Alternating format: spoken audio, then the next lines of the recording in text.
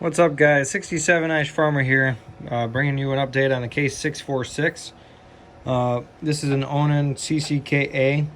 I just pulled the intake and exhaust manifold off and pulled the carburetor off, pulled the valve covers off, and took the valves out on this side of the engine. Cleaned up the valves. Still, you have to lap the valves, but cleaned out the intake with a wire wheel on a Dremel, and clean out the exhaust as well, and also up top as well. Get a little bit better flow. Clean that up. I gotta figure out how to replace the valve seals. I'm just gonna do a basic valve job on this. I did this without a valve tool. What I did is I can find a wrench.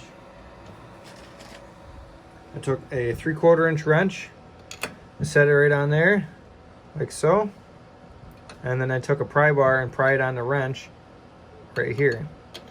And pushed it out, and then I also tapped the valve back in through the head to get it to pop out. So as we were prying it, hammer the valve, just lightly tap it.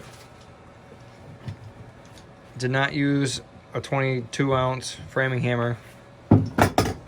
Used, I can't find it, a little baby hammer. But here's the head. Clean the head up a little bit. Still got a little bit more to do.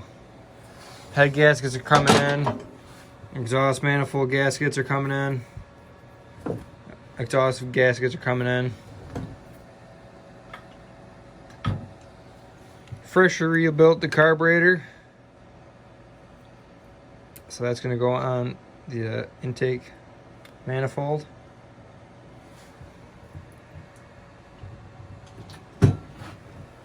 But I tried getting a radiator out so I could pressure wash that, but not having any luck there.